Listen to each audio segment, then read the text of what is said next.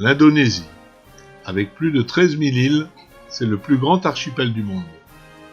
Avec 250 millions de personnes, c'est le 4e pays le plus peuplé du monde. C'est une république démocratique dont la capitale est Jakarta. La religion dominante est l'islam, mais on rencontre aussi des catholiques à Flores et des hindouistes à Bali. Quand on arrive à Bali et que l'on prend la route qui va de l'aéroport à l'hôtel, la première image qui vous saute au visage, ce sont les scooters qui arrivent de toutes les directions.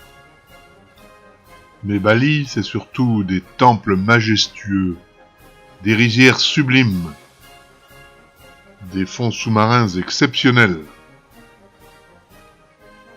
des dragons de Komodo redoutables et des macaques omniprésents.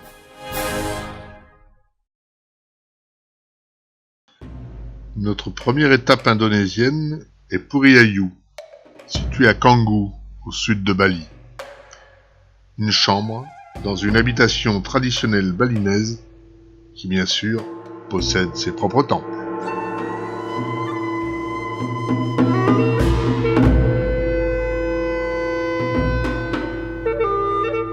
Nous voici au temple Puralur Uluwatu. Les singes sont ici maîtres des lieux.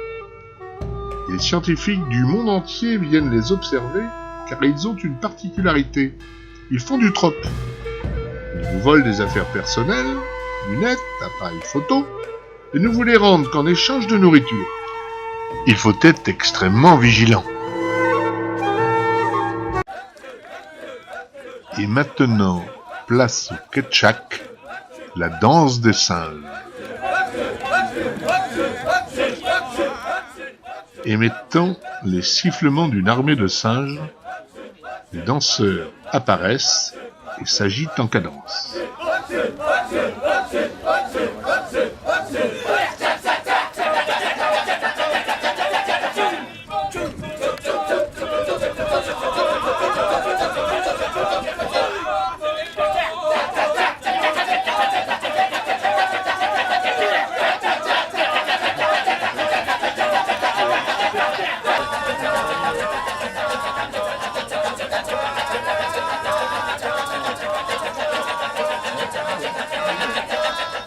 Rama, l'héritier légitime du trône, est exilé de la cour.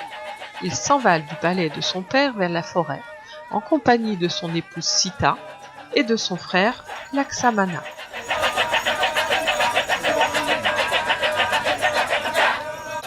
Rama et Sita sont partis à la chasse. Sita reste seule dans la forêt. Arrive alors Rawana, le prince des démons.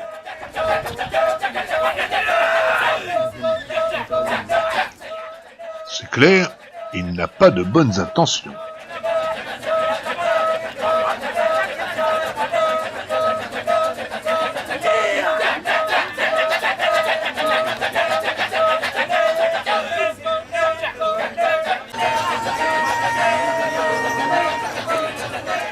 Garuda, l'oiseau du dieu Vishnu, tente de venir en aide à Sita.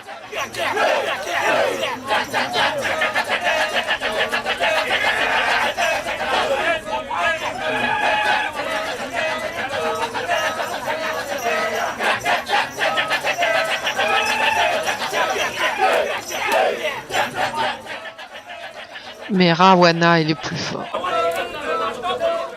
Et Rawana enlève Sita.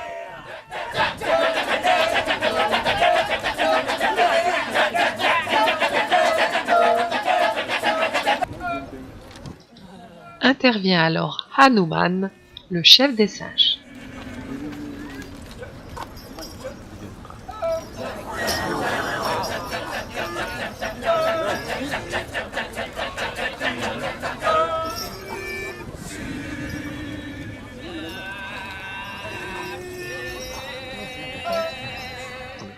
Il apporte à Sita l'anneau de Rama.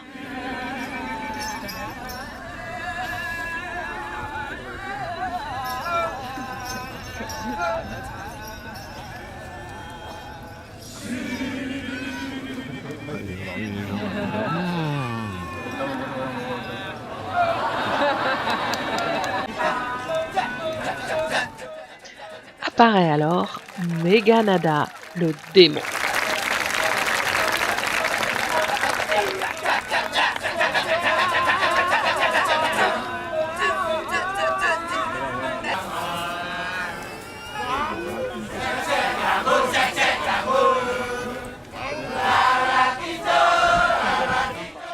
Une bataille s'engage entre l'armée des singes et celle des Rakshasas, les démons suppôts de Ravana.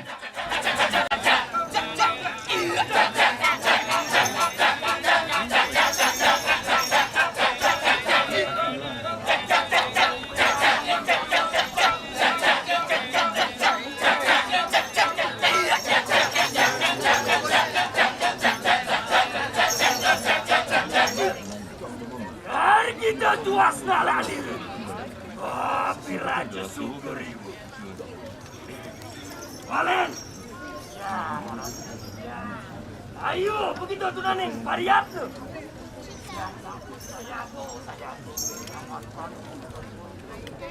Mapan iulun di peraya. Anu ikan ciagan al tidak jalan wanen.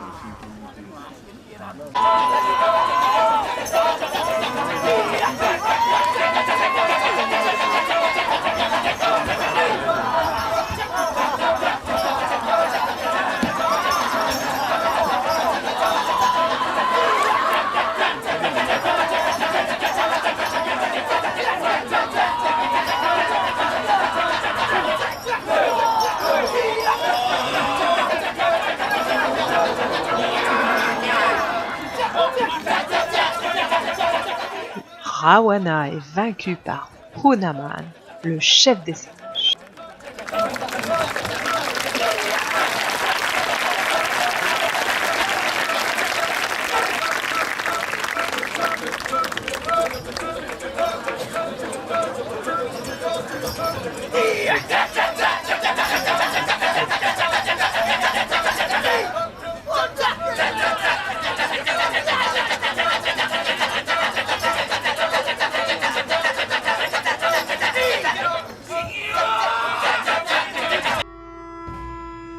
Dans la religion hindouiste, on pose des offrandes afin de nourrir ceux d'en bas. Mais dans cette vie, pour se nourrir, il faut travailler dur. Le riz est la base de la nourriture indonésienne. Pour cela, il faut d'abord retourner la terre, et pour beaucoup, ce sont les bœufs qui tirent la charrue.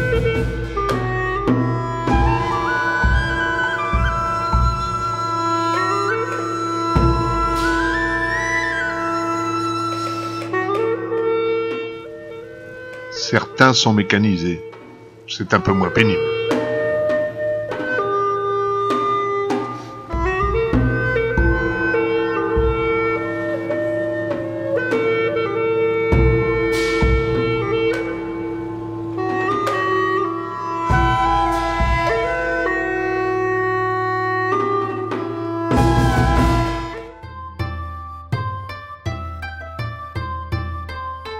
Puis, lorsque la terre est retournée, il faut planter le riz. Pour le touriste, cela fait de jolis paysages.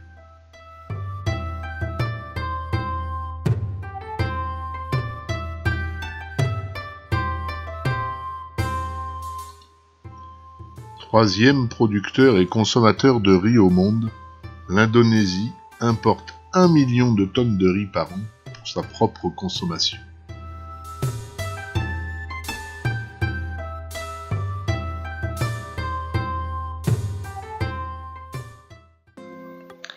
Maintenant, destination Flores, à l'est de Bali.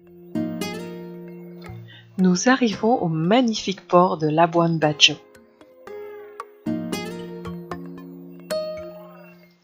La navette nous emmène sur notre navire pour une croisière plongée, le Moana.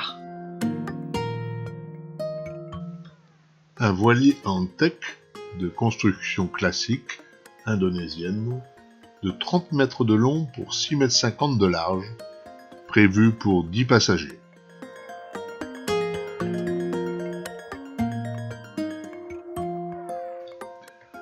Pendant 6 jours de croisière sur ce merveilleux bateau, nous découvrirons les splendeurs du parc national de Komodo. Des coraux exceptionnels, des éponges, des gorgones, des myriades de poissons multicolores. Les fonds sous-marins de Komodo sont absolument fabuleux.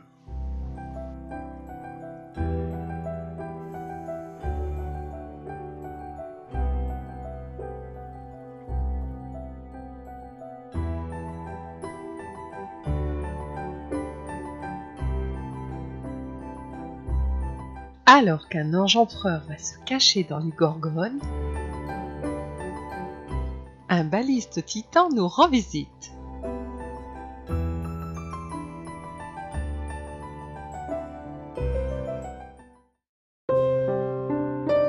Surgissant de nulle part, une raie manta nous survole majestueusement.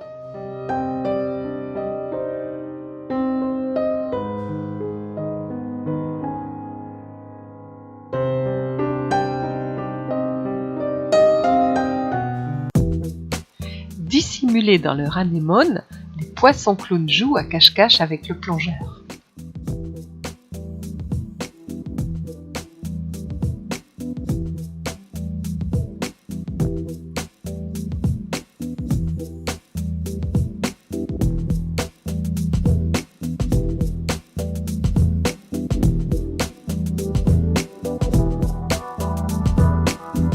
Attiré par la lumière du phare, le poisson cocher s'approche. On la prendrait presque pour une branche de corail, la murène verte.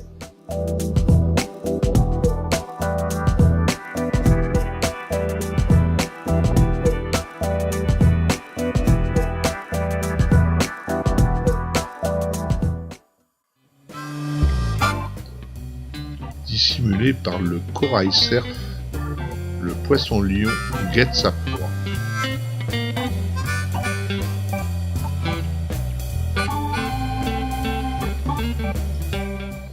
Très à l'aise dans le puissant courant de la pointe, les carangues géantes sont en chasse.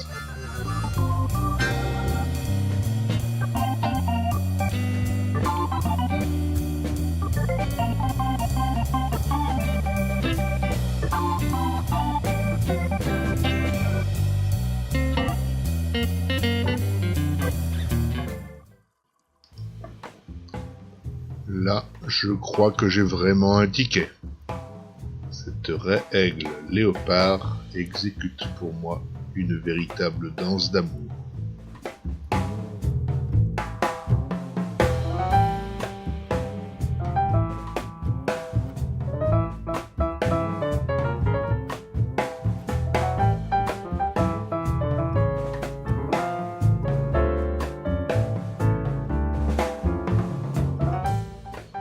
Elle est si proche que je pourrais même la toucher.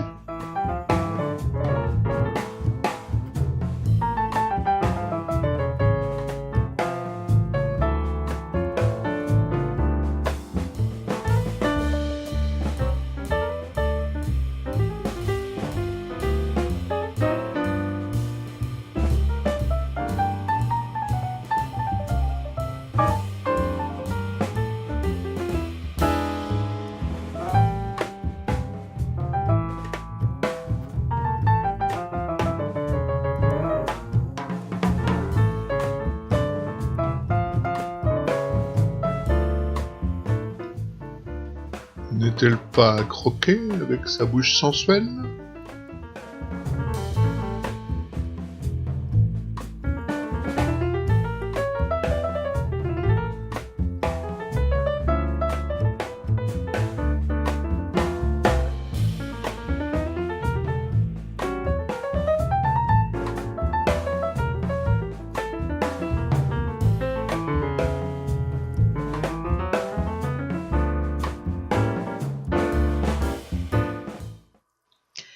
Ange Empereur et Platax sont en balade.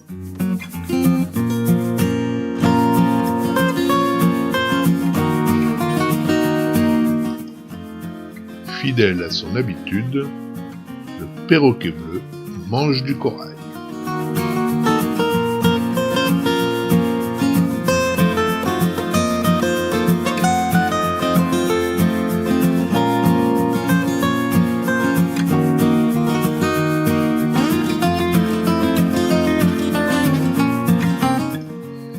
Sublime, ce couple de Platax s'approche du caméraman.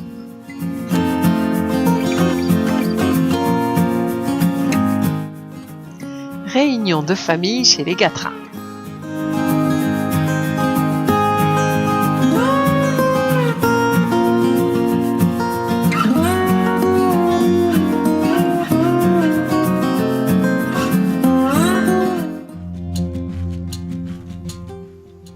Je t'ai vu, la pastenague à point bleu.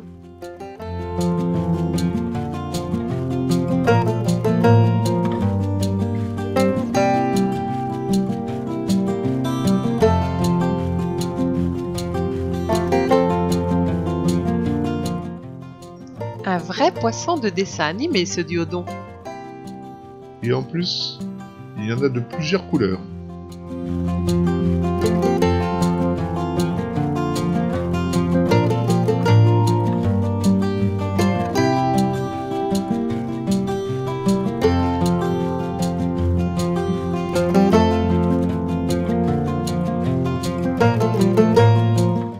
Celui-là, avec ses gros yeux, c'est le préféré d'Anaïk.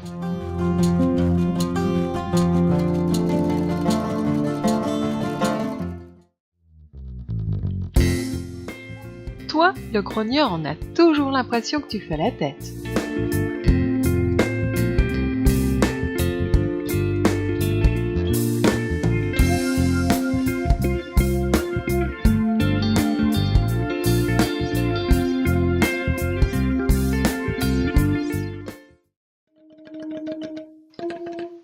Assis sur la balustrade, c'est le capitaine du Moana.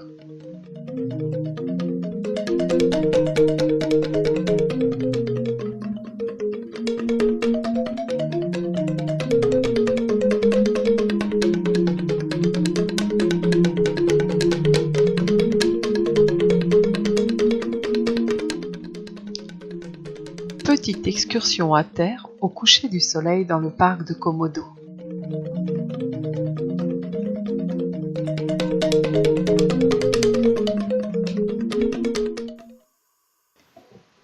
Et c'est parti pour une plongée de nuit. Il est bizarre ce verre.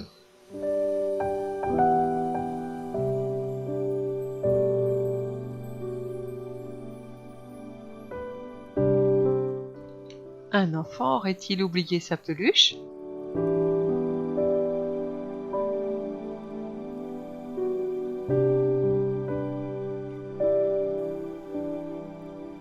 Pas la peine de te cacher, le poulpe. Je t'ai vu.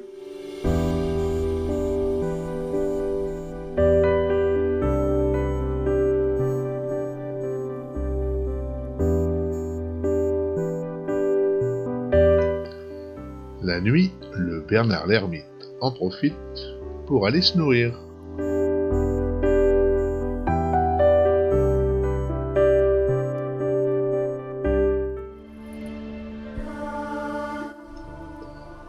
Attiré par la lumière des phares, le requin nourrice se balade. Ça a été une petite frayeur pour Anaïk.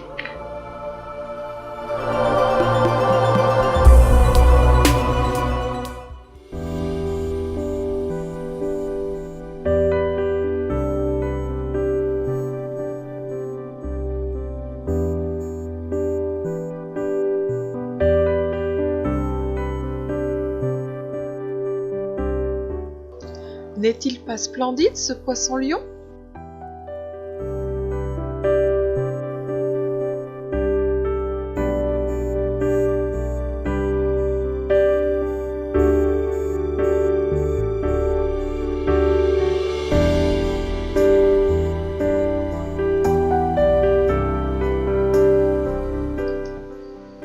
roi du camouflage, le poisson-pierre.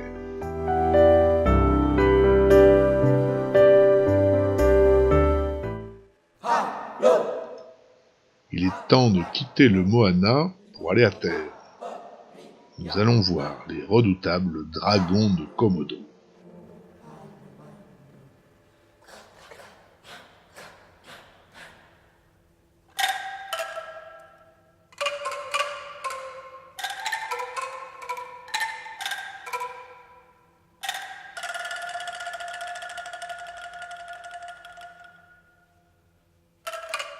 Attention, on arrive.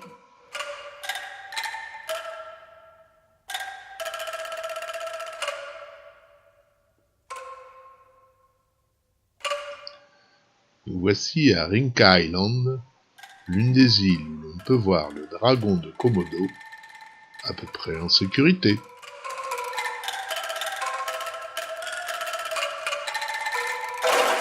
Et voici un buffle, le repas préféré des dragons.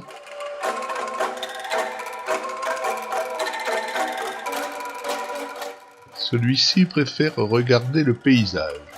Il est tout de même de belle taille. Regardez-moi ces griffes. En plus, il nous tire la langue.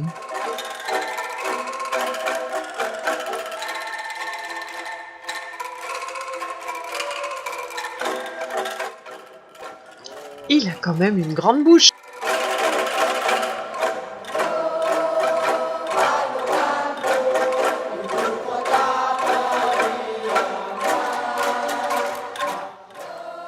« 1,50 m de long, 100 kg, une vitesse de course de 35 km/h. Ne vous fiez pas à son air débonnaire, sa morsure est redoutable. Elle contient les pires bactéries de la Terre.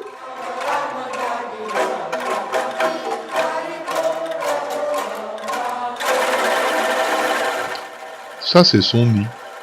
C'est moins fignolé que ceux des oiseaux.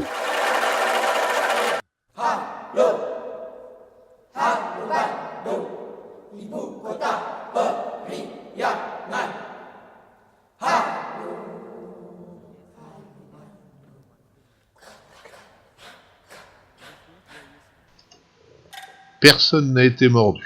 Tout va bien. Il est temps de retourner sur le Moana pour continuer le voyage.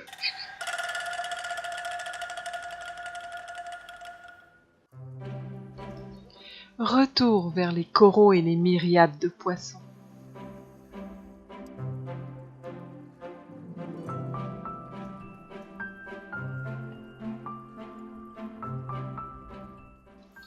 Ici, ce sont des anguilles jardinières. On les appelle aussi hétérocongres.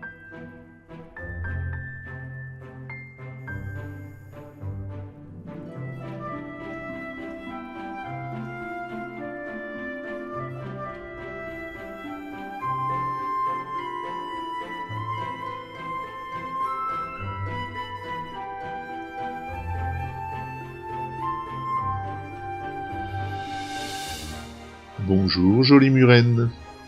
Je sais très bien que si tu ouvres la bouche, ce n'est pas pour me manger, c'est juste pour respirer.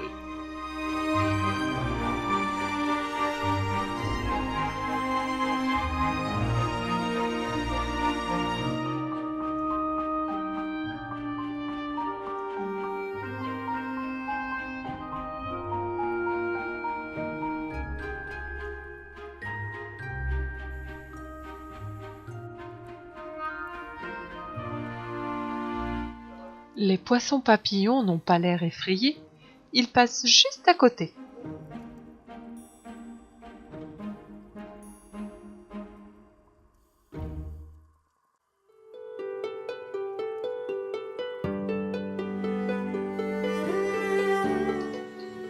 Un gros platax se restaure.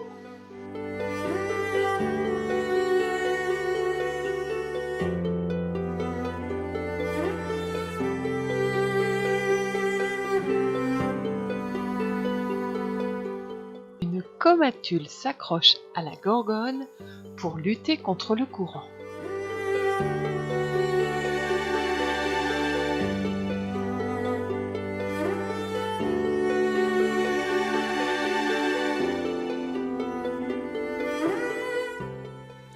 La tortue verte se nourrit de corail mort.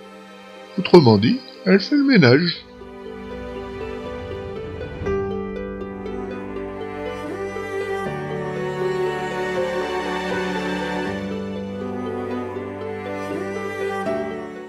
Et toutes les variétés de coraux sont bonnes à manger.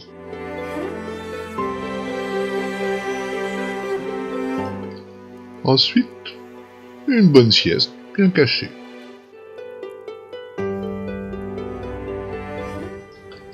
Pendant ce temps, le baliste titan se fait nettoyer par les petits labres.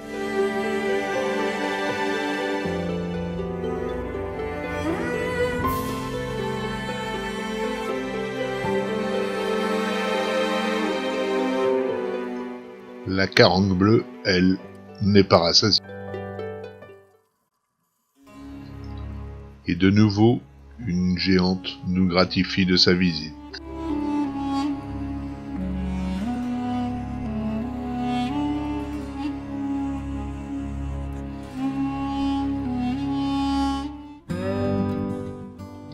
Le corail permet aux tout petits de se cacher des prédateurs.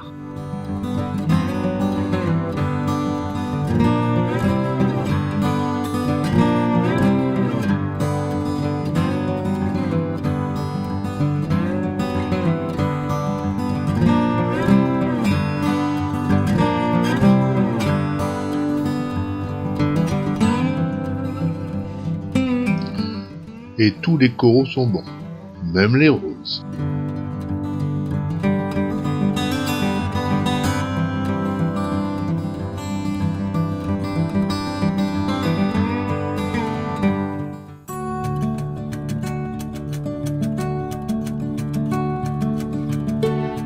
Les clowns, eux, préfèrent les anémones.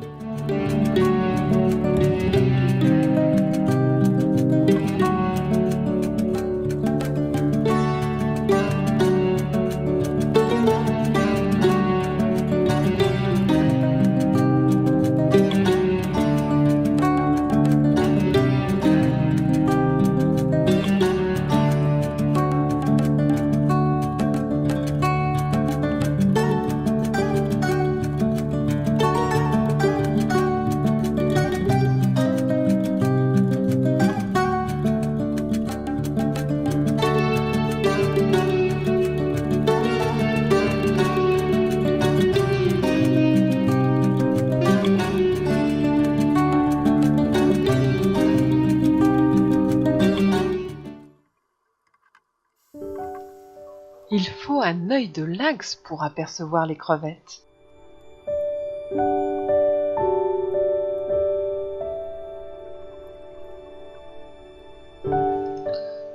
Ou l'aide d'un guide.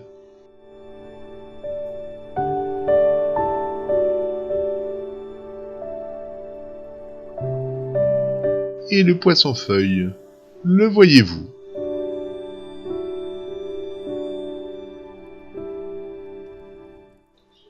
La langouste est plus facile à repérer.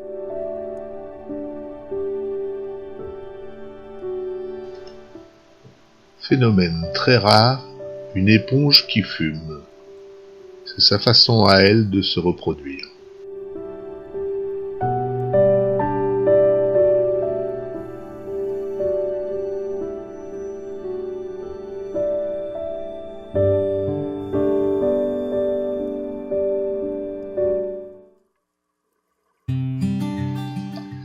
À Komodo, les anges sont partout, et de toutes les couleurs.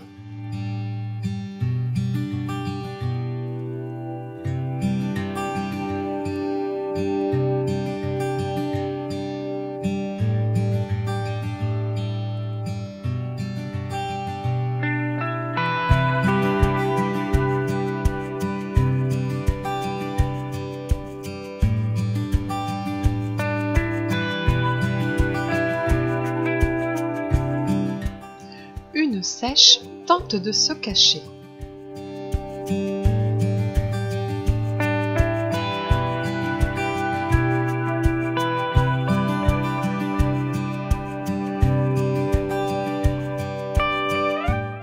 Malgré son mimétisme, On la voit.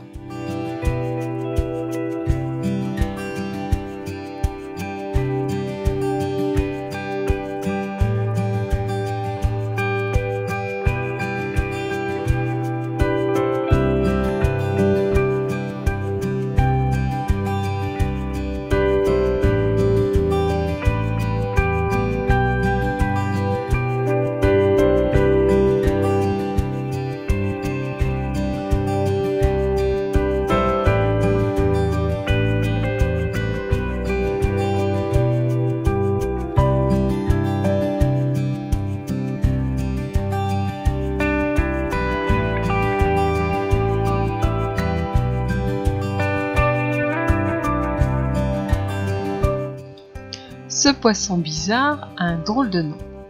C'est un poisson-coffre vache.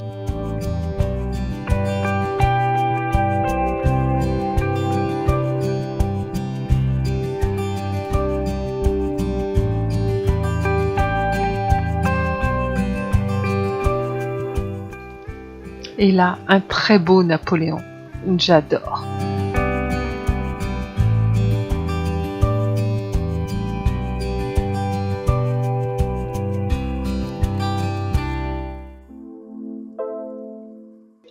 Ce petit poisson noir et blanc, c'est une énigme. Nous n'avons jamais trouvé qui il est.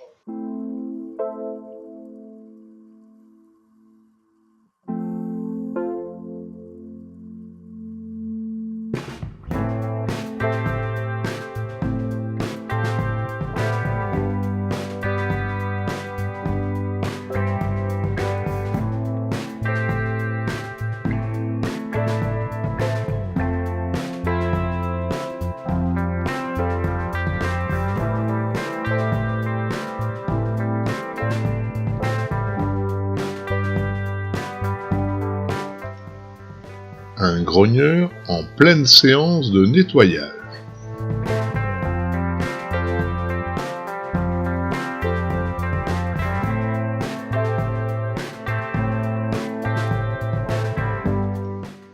Et voici une murène ruban bleue.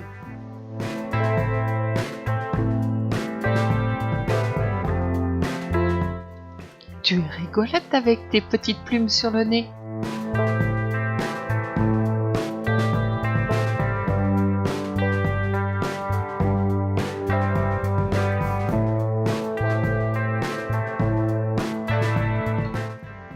La même en noir.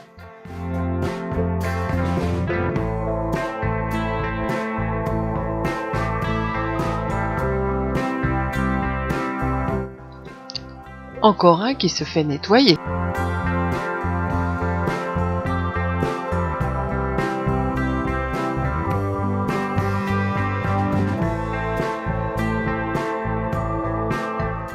Salut les gâterins.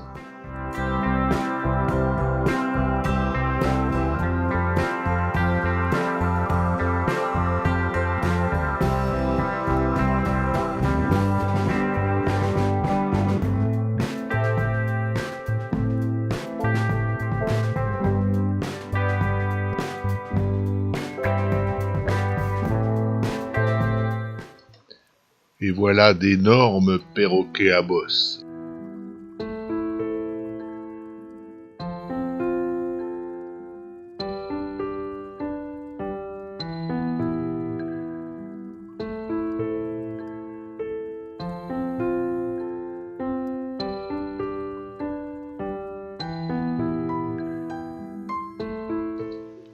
Bonjour le bec de cane.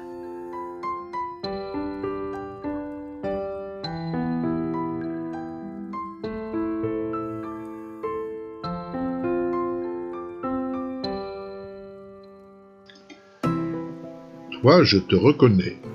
Tu es une skiimante. Tu possèdes l'attaque la plus rapide du monde.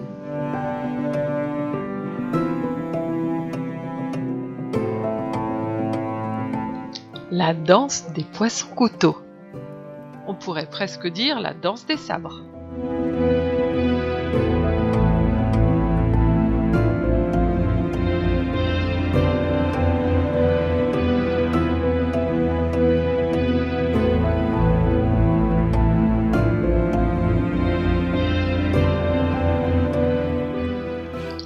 je vous présente Sarif, notre guide dans le parc de Komodo.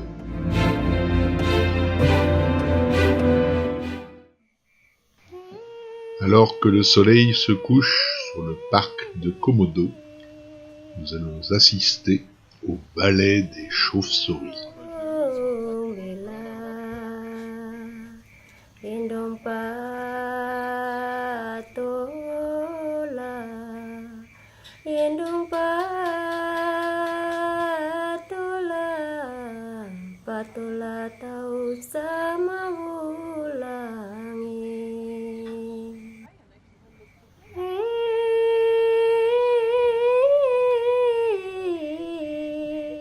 Ce sera notre dernier spectacle dans le parc de Komodo.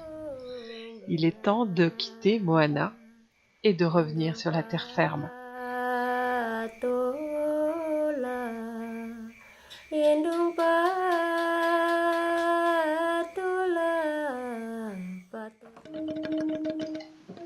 Et l'aventure continue. À Flores, les infrastructures sont parfois un peu aventureuses.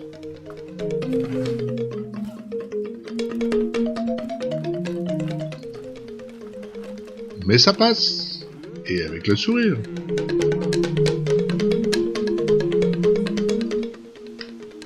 Pour se rafraîchir, Anaïk décide de se baigner dans les gorges de Kunkawulang.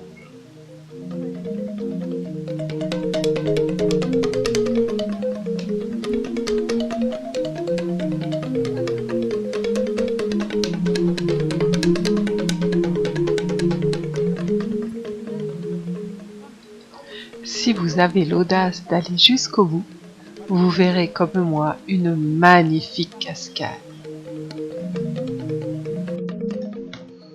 Pour se remettre de nos émotions, nous allons prendre une petite bière au Paradise Bar en regardant le soleil se coucher sur la baie de la Bambajo.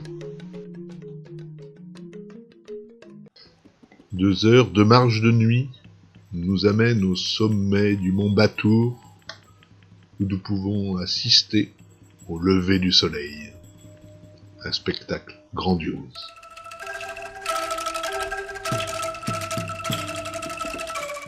À l'arrivée, des macaques crabiers nous réclament de la nourriture.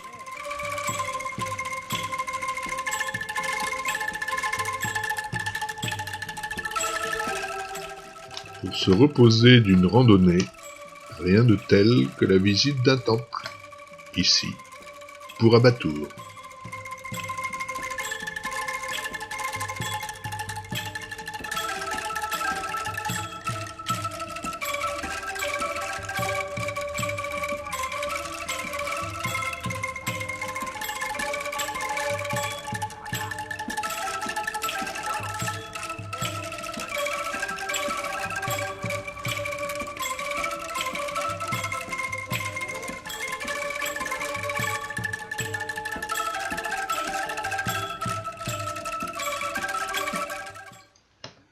L'Indonésie est le 3e producteur mondial de café. On le déguste dans les warung, comme en France. On va prendre un verre de vin au café. Mais là, c'est un café un peu particulier. Le lowak, du nom de cette civette, qui mange les baies, les digère et les rejette dans ses crottes. Elles sont ensuite séchées. Le mâle et la femelle produisent des cafés avec des goûts différents.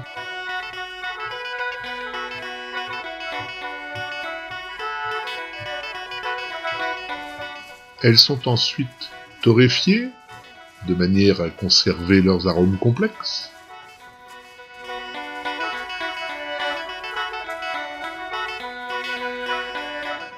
Ensuite, il n'y a plus qu'à déguster. 80 000 roupies, 6 € l'expresso. C'est le café le plus cher du monde. Mais eux, ils s'en moquent bien. Ils boivent pas de café. Nous sommes à Ubud, dans la forêt des singes.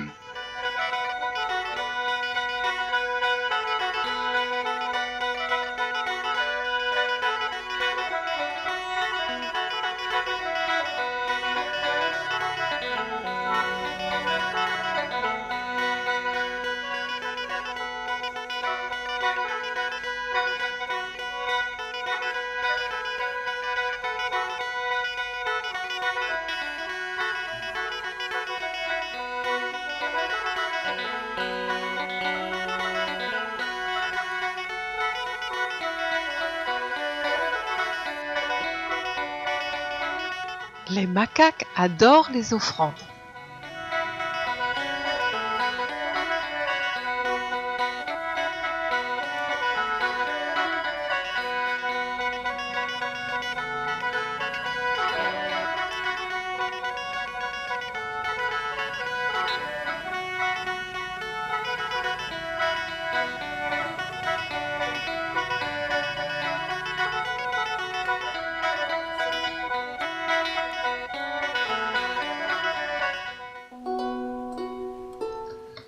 Changement de décor. Voici Ahmed pour le retour des pêcheurs.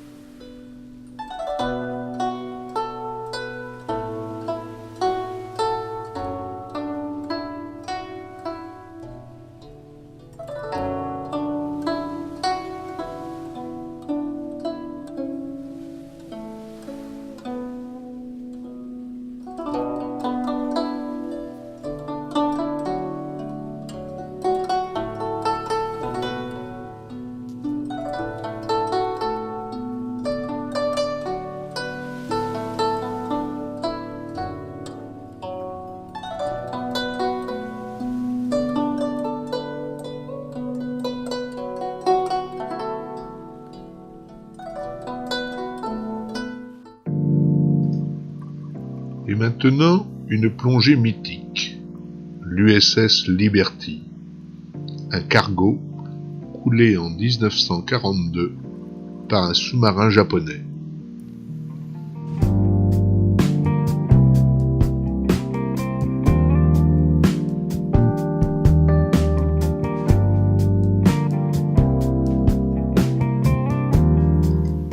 Extrêmement colonisée, cette épave est très prisée par les plongeurs.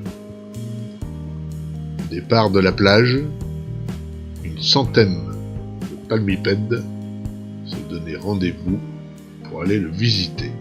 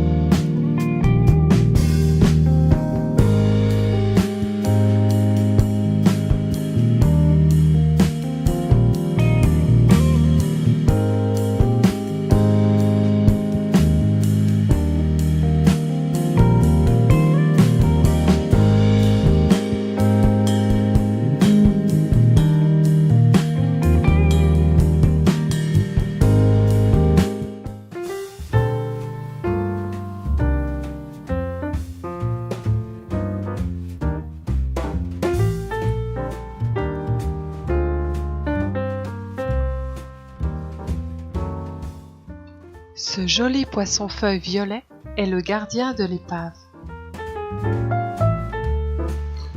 Un gros bénitier aux lèvres sensuelles hésite à rester ouvert ou se refermer.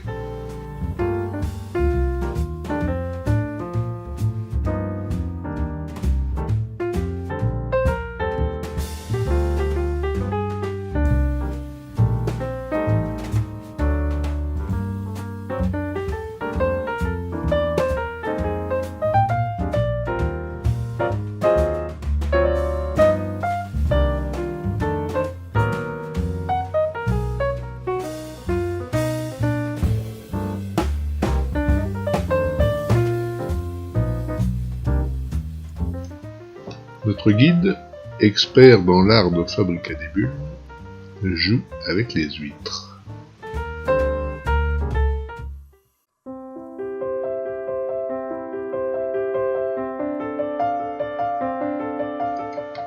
Accueillant, ce banc de fusiliers m'accepte au milieu de la mêlée.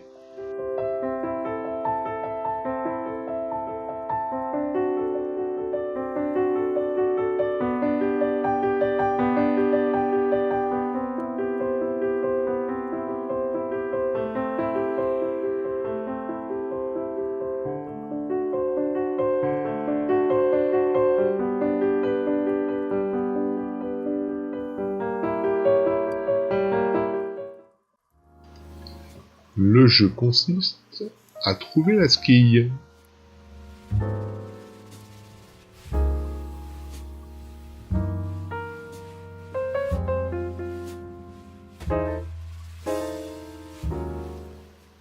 Un holoturi. Il paraît que les Japonais en raffolent.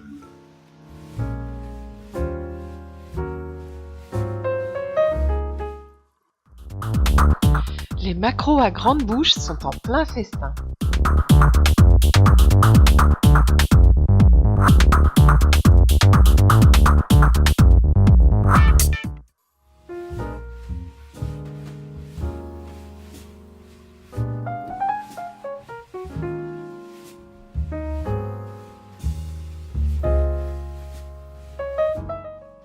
Pour notre dernière plongée à Bali, de jolies tortues nous accompagnent.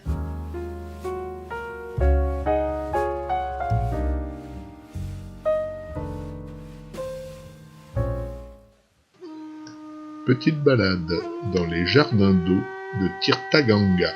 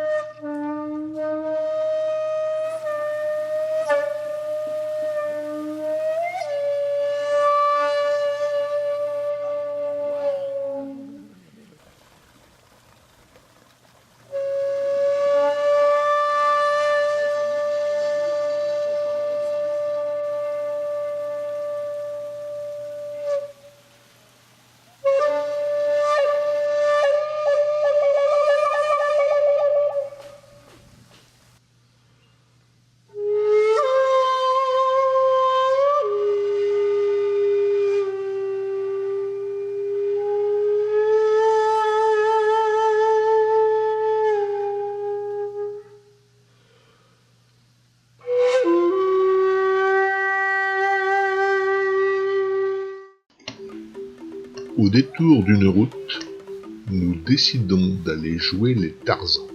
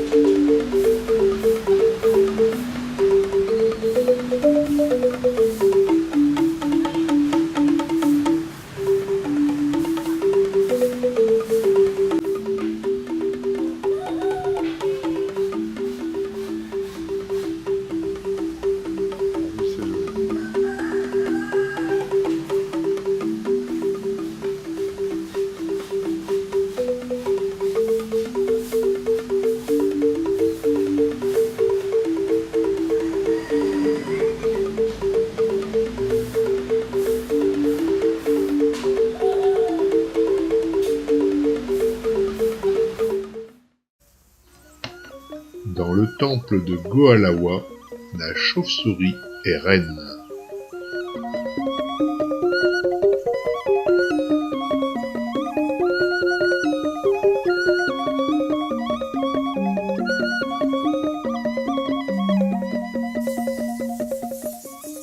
Dans les grottes, elles sont des milliers.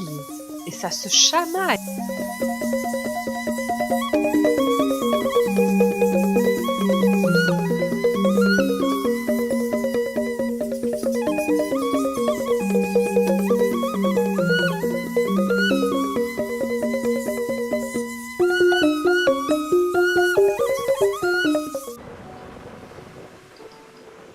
Et nous voici à Kusamba, chez les récoltants de sel. Leur technique est un peu particulière. D'abord, ils vont chercher de l'eau dans ces paniers. Ils sont lourdement chargés. Ils étalent ensuite cette eau sur le sable.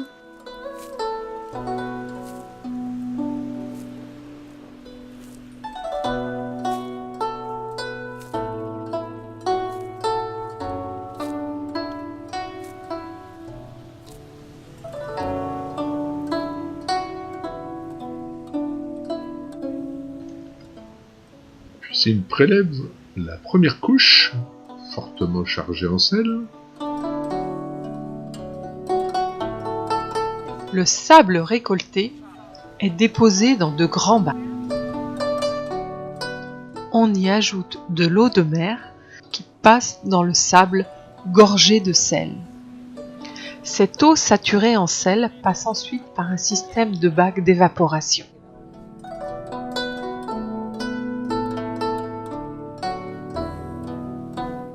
L'eau saumâtre obtenue est déposée dans ces troncs de palmier évidés afin que le soleil finisse l'évaporation de l'eau pour obtenir du sel.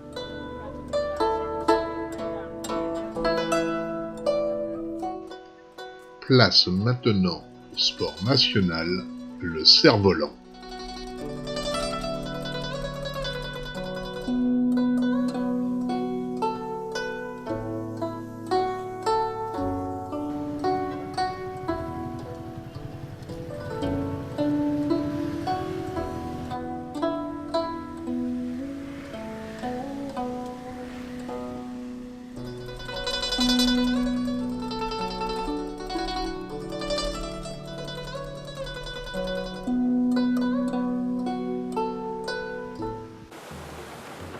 Et pour finir, place au surf.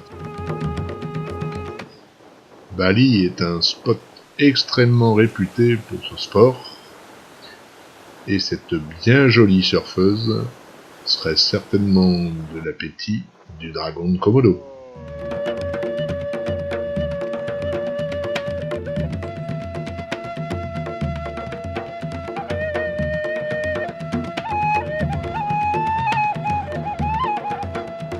Après ce très beau voyage, plein d'émotions et de rencontres, nous vous disons au revoir.